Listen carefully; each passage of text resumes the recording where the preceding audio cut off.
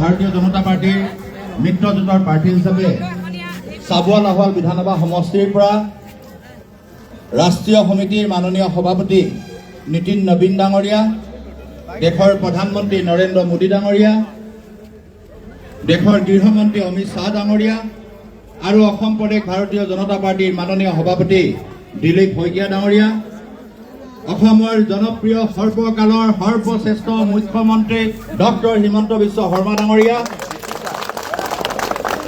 কেন্দ্ৰীয় মন্ত্ৰী সৰ্বানন্দ সোণোৱাল ডাঙৰীয়া আৰু মোৰ অতি মৰমৰ সকলোৱে জনাজাত মোৰ মৰমৰ দাদাস্বৰূপ ভাতৃস্বৰূপ পীযুষ হাজৰিকা ডাঙৰীয়া। মই কেতিয়াও পাহৰিব নোৱাৰো পীযুষ হাজৰিকা ডাঙৰীয়া, কেতিয়াও পাহৰিব নোৱাৰো, কাৰণ মোৰ ৰাজনীতিৰ বৰ্তমানৰ সময়ত তেখেতে মোক প্ৰতিটো মুহূৰ্ততে আৰ্থিকভাৱেও মোক তেখেতে সহায় কৰে।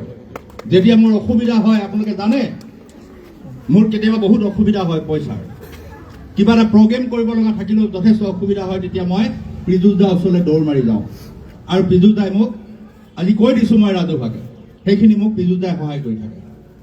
আজি যে মই ফুৰি আছোঁ কৰি আছোঁ, যিখিনি কেতিয়াবা অভাৱ হ'লে মই সদায় পীযুষ হাজৰিকা ডাঙৰীয়া নিজৰ মোক ভাতৃ বা মোক দাদা সন্মান সহকাৰে তেখেতে মোক সকলো পিনেদি সহায় কৰি, আৰু মাননীয় মুখ্যমন্ত্ৰী ডাঙৰীয়াক মই কেতিয়াও পাহৰিব নোৱাৰো।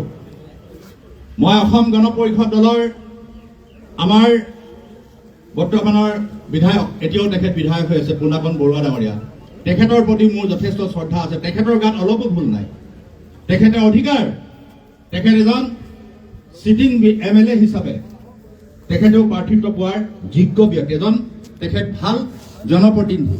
মই কেতিয়াও নকওঁ যে পুনাকন হয়, মোক দলৰ ফালৰ পৰা দিছে, মোক দলৰ ফালৰ পৰা দিছে ভাৰতীয় জনতা পাৰ্টিৰ এজন পুৰণা, কাৰণ মই মোৰ জীৱন যৌৱন ইয়াতে শেষ কৰিলোঁ এই দলত। প্ৰায় 18-20 বছৰ বয়সৰ পৰাই এটা মণ্ডলৰ মই যুৱ মৰ্চাৰ সাধাৰণ সম্পাদক আছিলোঁ, আৰু মই ভালকৈ দলত কাম কৰাৰ কাৰণে ডিব্ৰুগড় জিলাৰ সাধাৰণ সম্পাদক হিচাপে মোক যুৱ মৰ্চাৰ দায়িত্ব দিলে।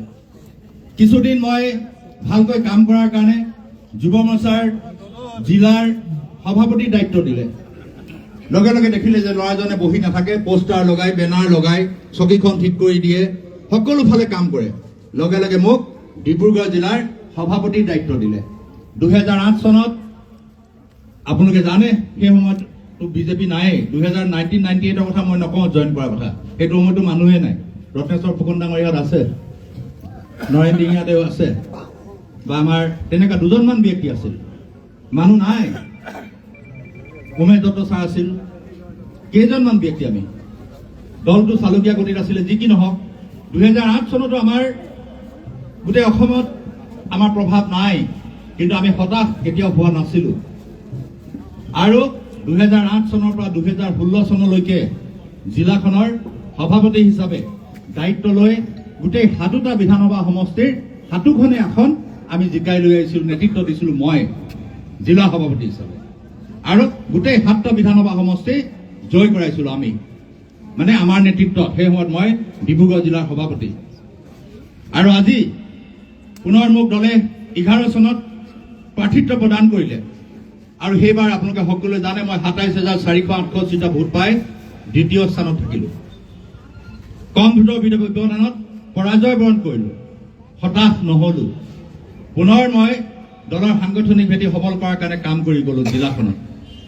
2016 চনত মোক চাবুৱা সমষ্টিৰ পৰা প্ৰাৰ্থিত্ব প্ৰদান কৰিলে, আৰু দলৰ কৰ্মকৰ্তাসকলে 32,000 ভোটত মোক চাবুৱা বিধানসভা সমষ্টিৰ পৰা বিজয় কৰি অসম বিধানসভালৈ প্ৰেৰণ কৰিলে। ভুল ত্ৰুটিৰ মাজেৰে ট্ৰেইনখন আহিছে, অকণ সকলোৱে চাই দিয়ক দেই, আমাৰ কাৰ্যকৰ্তাবিলাক থাকে। ভুল ত্ৰুটিৰ মাজেৰে 2016 পৰা 2021 চনলৈকে মই চাবুৱা বিধানসভা সমষ্টিত কাম কৰিছিলোঁ। চাবুৱা বিধানসভা সমষ্টিত